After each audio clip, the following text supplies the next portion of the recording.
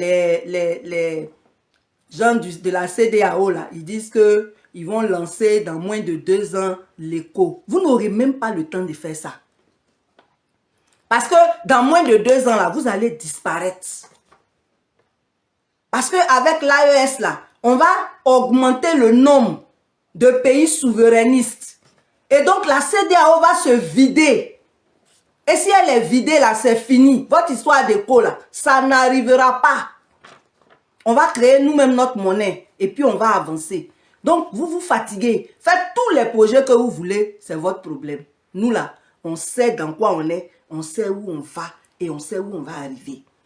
Voilà.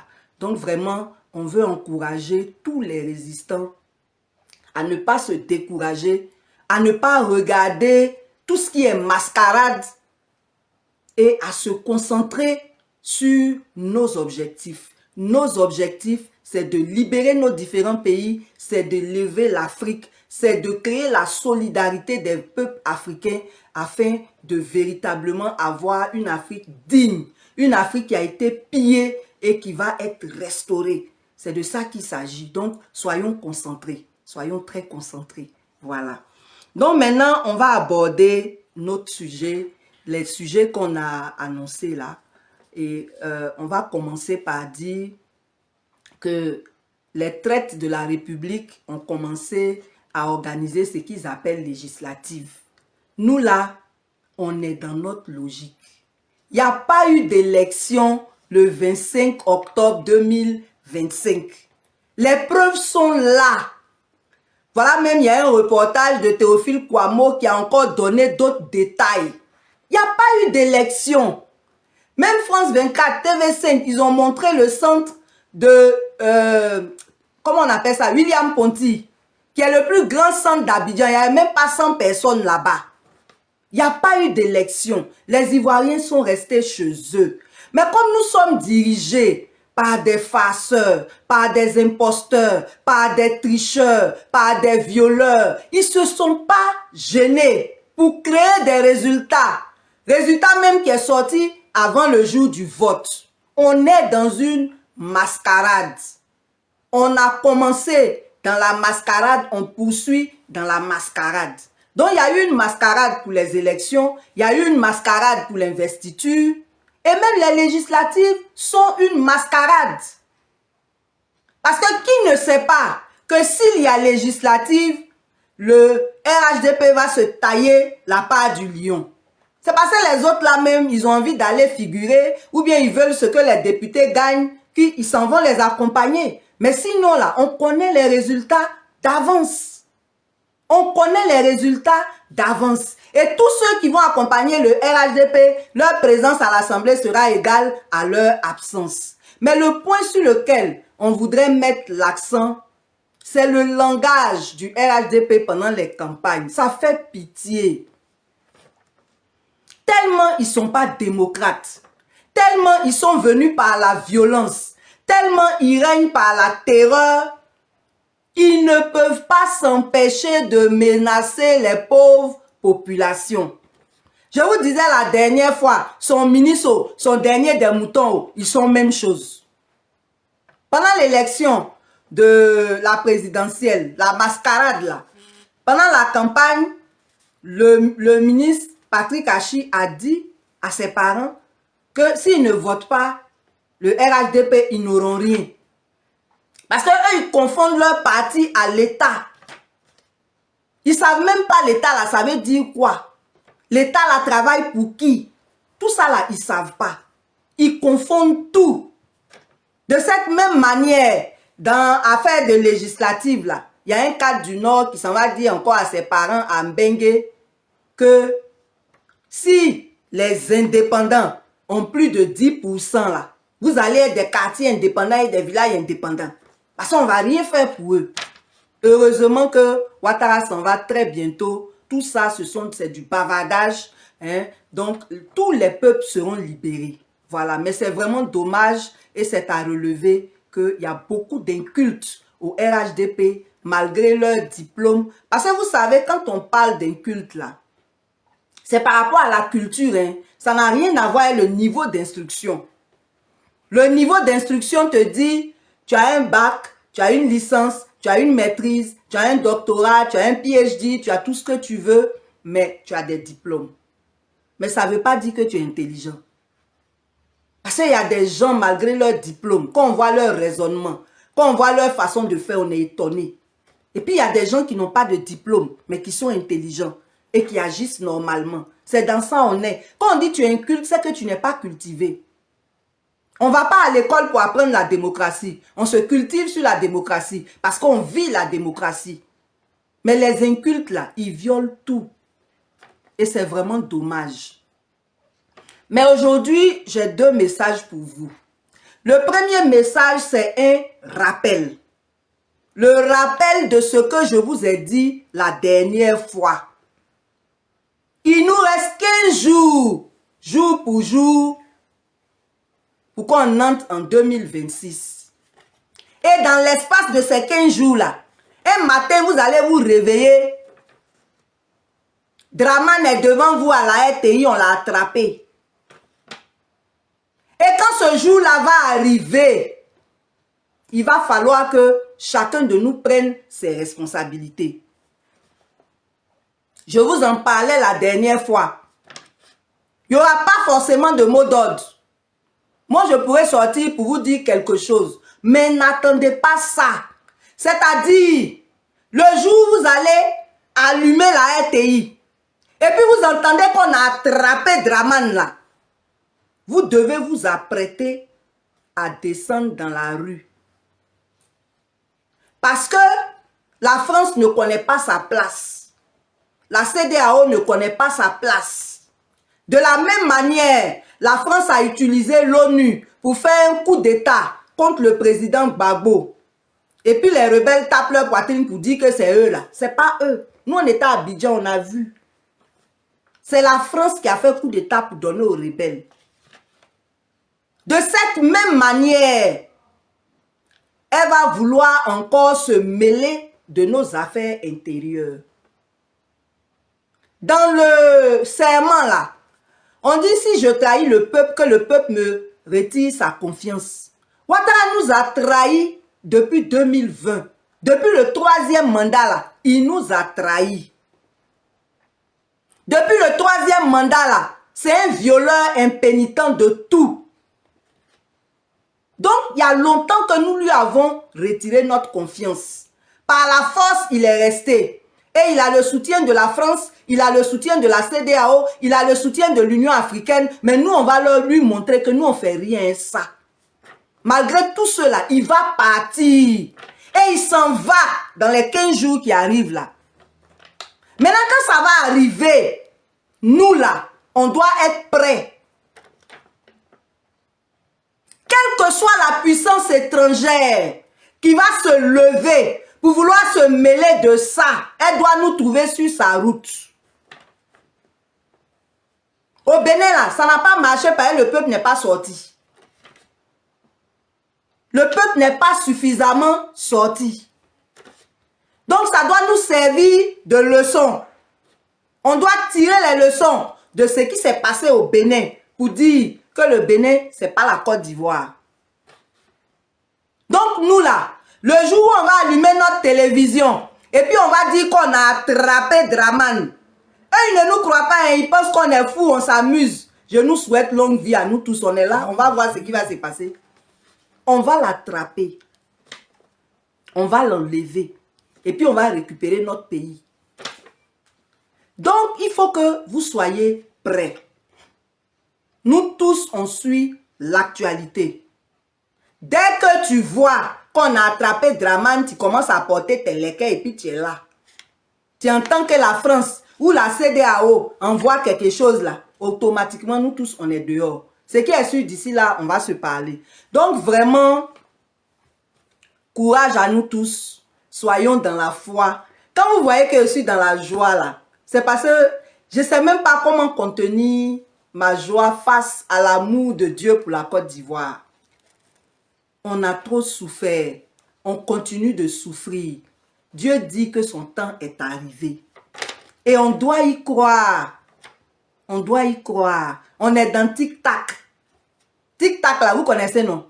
C'est le bruit que la montre fait Quand l'aiguille tourne, là, ça fait tic, ça fait tac, ça fait tic, ça fait tac.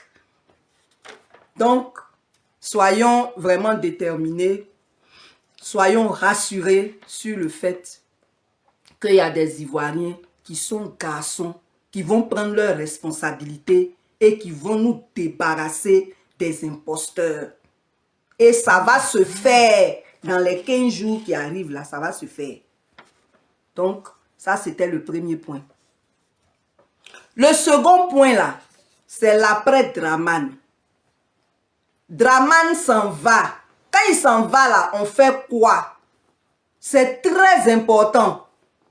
Parce que nous là, le peuple ivoirien, c'est pour ça qu'on a mis l'hospitalité dans notre hymne national.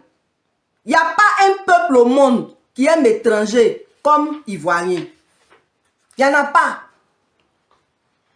Les chiffres officiels même ne nous disent pas la vérité. Mais on a au moins 40% d'étrangers en Côte d'Ivoire. Et chaque famille a son étranger. Chaque famille a ses métis. Et puis on est là. Et puis on n'avait pas de problème. Jusqu'à ce que le cancer de Dramane arrive dans la politique ivoirienne. Pour venir diviser. Donc nous avons la responsabilité de recoller les morceaux. Nous avons la responsabilité de créer la vraie réconciliation. Ce n'est pas la réconciliation de façade qu'on nous a servi jusqu'ici et qui a été improductive. Au contraire, on est encore plus divisé qu'avant. Chaque année, le fossé se crée à cause des inégalités et des injustices. Donc la responsabilité de ceux qui vont venir après Dramane est très grande. Mais en attendant que eux, ils se stabilisent pour dérouler leur programme, il faut que nous sachions ce que nous avons à faire pour les aider.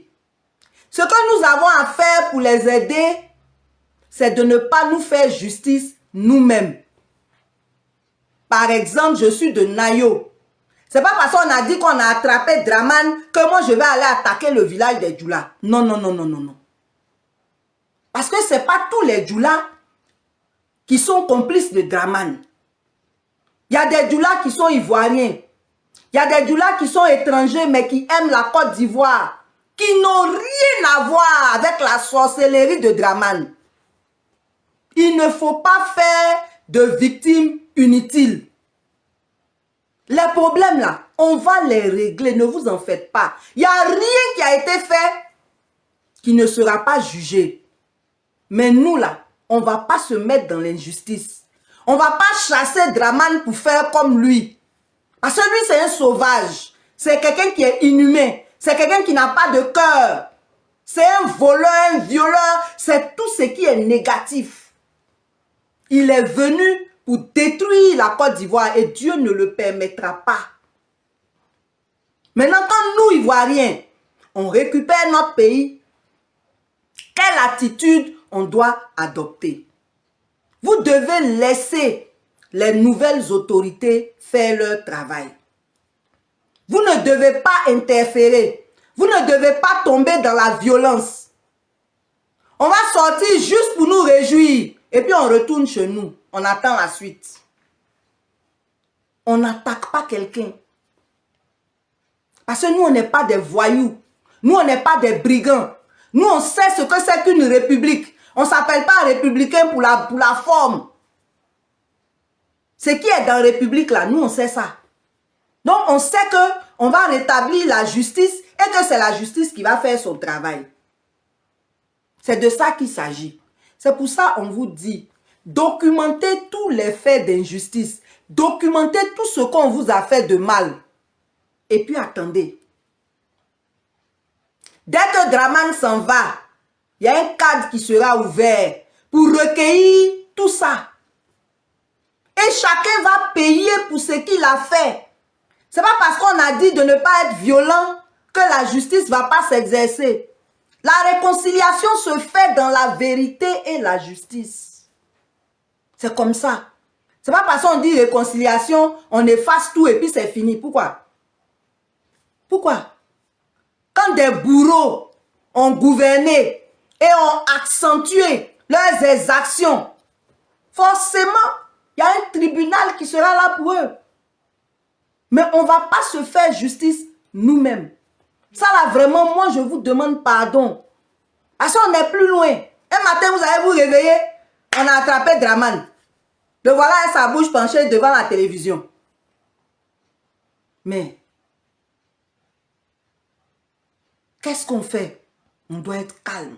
On doit être responsable. Donc, c'est vraiment ça que je voulais vous dire.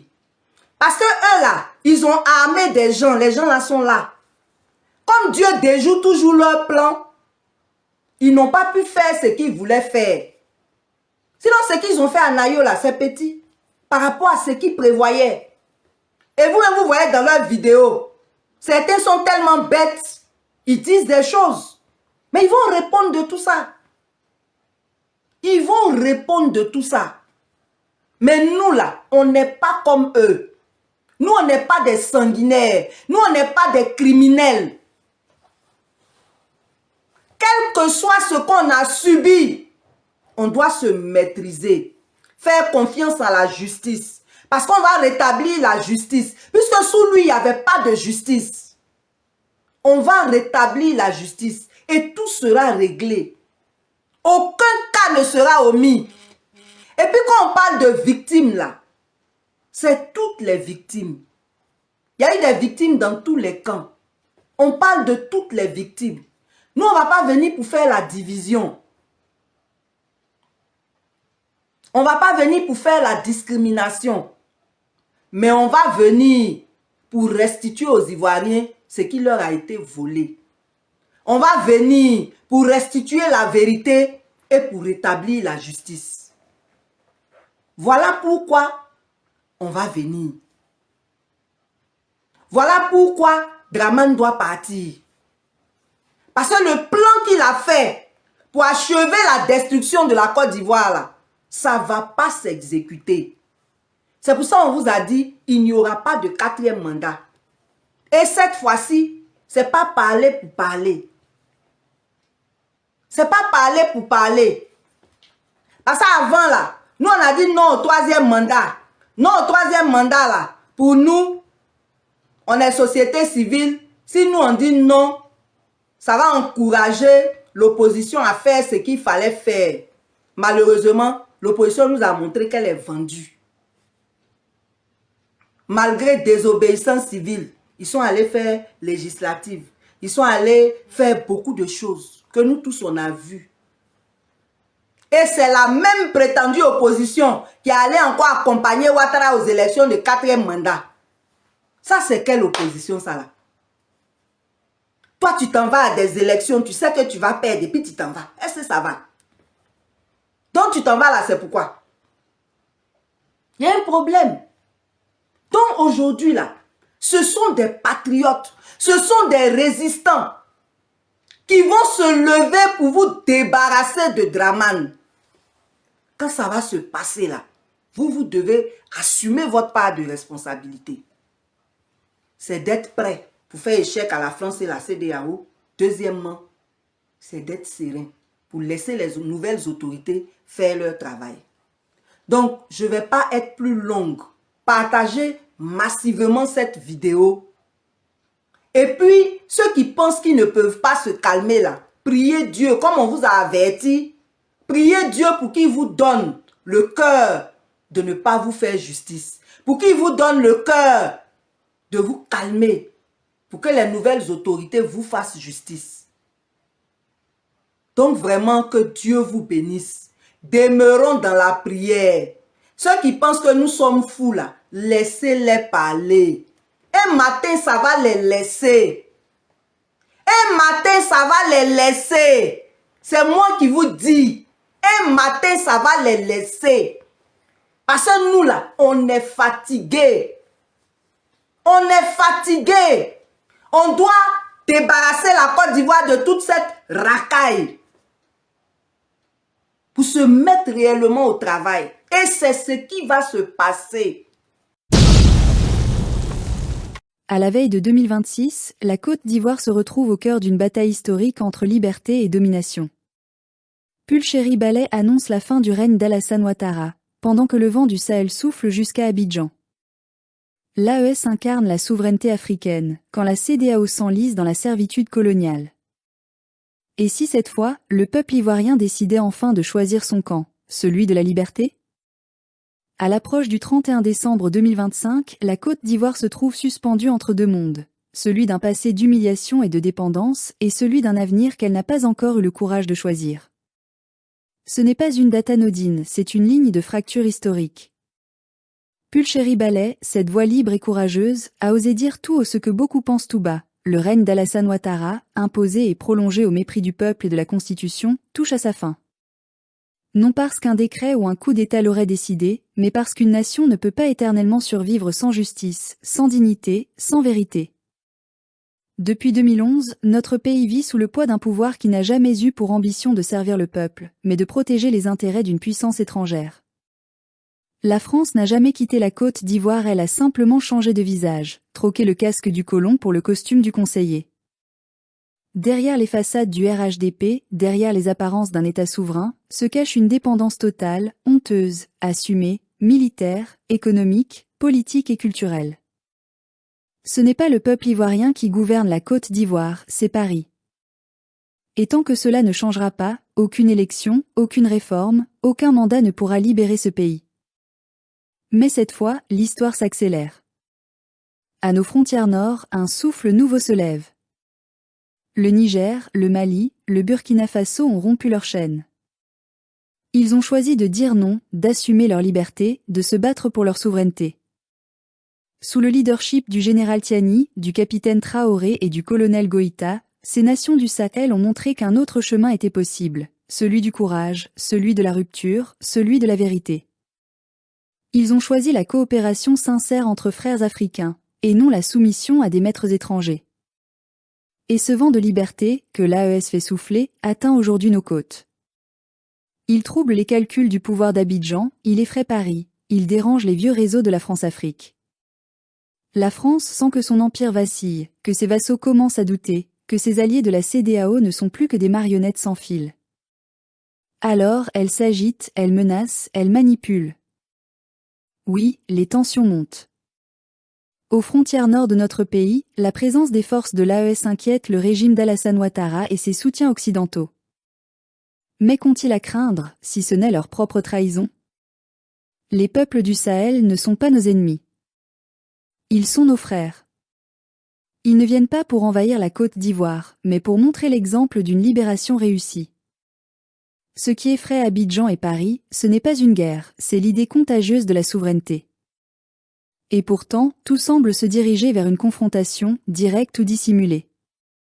Car l'Occident, fidèle à lui-même, ne supporte pas de perdre le contrôle d'un territoire, surtout quand il regorge de richesses. La France, affaiblie mais obstinée, mobilise ses alliés de la CEDEAO pour étouffer l'élan du Sahel. L'OTAN avance masquée derrière les coopérations de défense, les missions de stabilisation, les partenariats économiques. Mais la vérité, c'est que l'Occident se prépare à défendre ses intérêts par tous les moyens, même au prix du sang africain. Et de l'autre côté, une autre force se lève, la Russie. Qu'on l'aime ou qu'on la craigne, elle incarne aujourd'hui une alternative à l'ordre occidental. Son alliance avec les pays de l'AES n'est pas une soumission, mais un partenariat de résistance. Ce n'est pas Moscou qui dicte à Niamey ou à Bamako ce qu'il faut faire. Ce sont les Africains eux-mêmes qui choisissent leurs alliés, pour la première fois depuis des décennies. Voilà ce que l'Occident ne pardonne pas, que l'Afrique pense, décide et agisse par elle-même. Nous le savons, si une étincelle devait embraser l'Afrique de l'Ouest, elle partirait d'ici, de cette zone de tension où se croisent les ambitions impériales et les rêves de liberté. La Côte d'Ivoire est un enjeu stratégique. Elle est la clé de la présence française en Afrique de l'Ouest, la base arrière de toutes les opérations, la vitrine d'un système que les peuples rejettent. Et c'est pourquoi tout le monde la regarde aujourd'hui. La France veut la conserver, la Russie veut la libérer, et le peuple ivoirien, lui, veut simplement respirer. Mais que voulons-nous, nous, enfants de ce pays ? Voulons-nous encore être les gardiens des intérêts d'autrui, ou les bâtisseurs de notre propre avenir? Voulons-nous encore mourir pour défendre des frontières tracées par le colon, ou vivre enfin selon nos propres choix? La vérité, c'est que nous sommes à un tournant. Et il n'y aura pas de retour en arrière. Alassane Ouattara et son clan ont fait leur choix depuis longtemps. Ils ont préféré la loyauté à Paris plutôt qu'à Yopougon, Cocody ou Korogo. Ils ont choisi de gouverner par la peur, d'acheter des consciences, de manipuler les institutions. Ils ont transformé la justice en arme, la presse en mensonge et la constitution en chiffon. Leur pouvoir ne repose plus sur le peuple, mais sur des forces étrangères. Et tout pouvoir qui repose sur des baïonnettes étrangères finit toujours par tomber. Pulchéry Ballet a simplement mis des mots sur une vérité que tout le monde sent. Oui, la fin approche. Ce n'est pas de la prophétie, c'est de la logique. Un pouvoir qui méprise son peuple ne peut survivre éternellement. Un régime qui s'appuie sur l'injustice finit toujours par s'effondrer. Et plus Ouattara s'entête à s'accrocher, plus il précipitera sa chute. Mais au-delà des hommes, c'est tout un système qu'il faut renverser. Car la Côte d'Ivoire ne se libérera pas simplement en changeant de président. Elle ne sera libre que lorsqu'elle rompra avec la France, lorsqu'elle sortira du franc CFA, lorsqu'elle reprendra le contrôle de ses terres, de ses ressources, de son armée. La véritable indépendance commence là. C'est pourquoi nous regardons avec admiration le courage des pays de l'AES. Ils tracent le chemin que nous devons suivre. Ils prouvent que la souveraineté n'est pas un slogan, mais un combat.